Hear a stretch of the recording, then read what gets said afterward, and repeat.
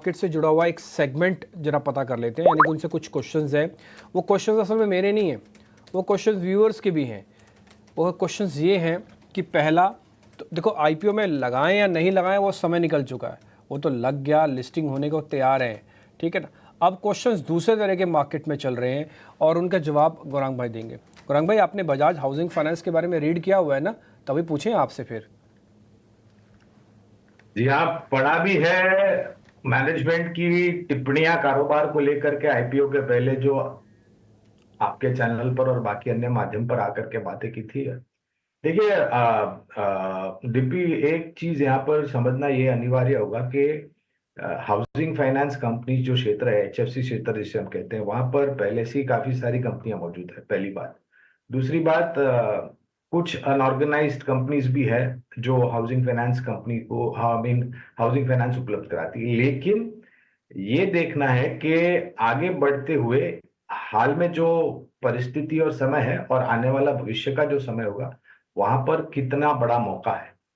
तो ये मार्केट, मेरे ख्याल से हाउसिंग फाइनेंस का मार्केट 12 या 15% प्रति साल के रन रेट से बढ़ रहा है। Housing finance, real estate sector अच्छा कर रहा है। दूसरे तरफ अनुमानित अंदाजा आकलन ये लगाया जा रहा है कि ये साल के अंत तक, दिसंबर 2024 या अगले वर्ष के पहले 3 महीने में, जनवरी फरवरी मार्च में, महंगाई दर 4% के नीचे आ जाएगी और ये वहां पर रहेगी लंबे समय तक। तो ब्याज दरों में कटौती हमारे यहाँ पर होगी। ये हाउसिंग फाइनेंस कंपनीज के लिए एक अच्छी बात है।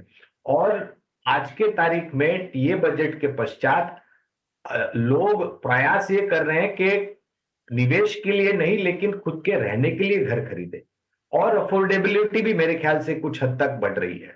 ये पूरा अगर समीकरण मैं आपके सामने रखता हूं, तो मेरे ख्याल से पहले तो काफी सालों बाद बजाज ग्रुप के तरफ से बजाज हाउसिंग फाइनेंस का आईपीओ आया है। और 70 रुपए का ऊपरी स्तर है। मेरे ख्याल से ज्यादा महंगा भी नहीं है, ज्यादा सस्ता भी नहीं है। और नतीजों के आधार पर काफी बेहतर रुझान आ सकता है यहाँ पर। इसलिए मैं आपसे ना 3 क्वेश्चंस की फॉर्म में ये पता करना चाहता हूँ। आपने कहा ज़्यादा महंगा भी नहीं है।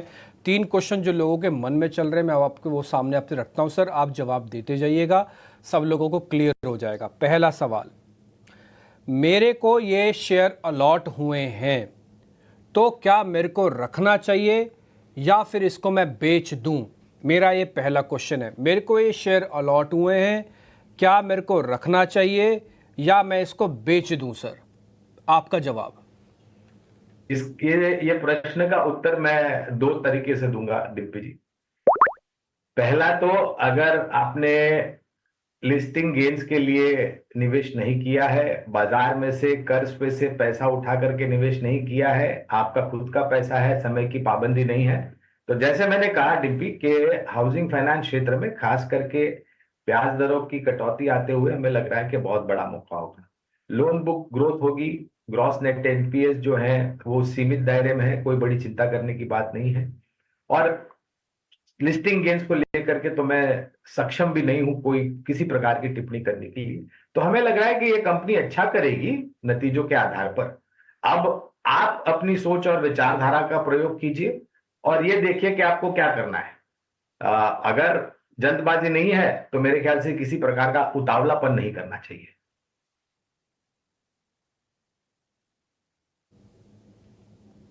ठीक है, उतावलापन नहीं करना चाहिए। तो सेकंड क्वेश्चन का जवाब भी आपने बैक टू बैक दे दिया। सर मैं तीसरे क्वेश्चन पे आता हूँ। मेरे को अलॉटमेंट ही नहीं हुआ, मेरे को शेयर मिले ही नहीं, तो जब लिस्टिंग होगी तो मैं खुलते ही बजाज फाइनेंस के शेयर्स को प्लस कर लूं सर?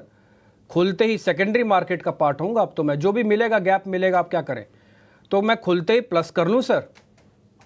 तो ये जो शब्द मैंने उतावलापन का जो प्रयोग किया, जो शब्दावली का प्रयोग किया डिम्पी, ये मात्र उस समय धारा को आधारित नहीं है। बाजार में भी मैं हमेशा लोगों को यही कहता हूं कि उतावलापन नहीं करना चाहिए। हाँ, मुनाफा समेटने के लिए आपको उतावलापन करना चाहिए जब भी आपको लगे कि आपके जो अनुमान थे उसके आधार पर आपको मुनाफा मिल रहा है। जिस प्रकार से सब्सक्रिप्शन हुआ था और जो आंकड़े हमारे और आपके समक्ष में, मेरे ख्याल से उत्साह बहुत होगा लिस्टिंग के समय पर, आज मेरे ख्याल से। और यहाँ पर भी मैं वही कहूंगा कि थोड़ा समय दीजिए।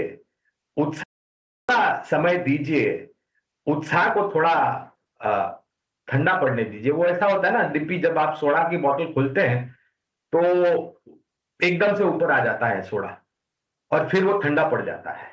तो थोड़ा चीजों को मेरे ख्याल से सही विचारधारा, सोच समझ को ध्यान में रखते हुए, आकलन करते हुए आपको कामकाज करना चाहिए। खास करके शेयर बाजार में निवेश को लेकर के कभी उतावलापन नहीं करना चाहिए।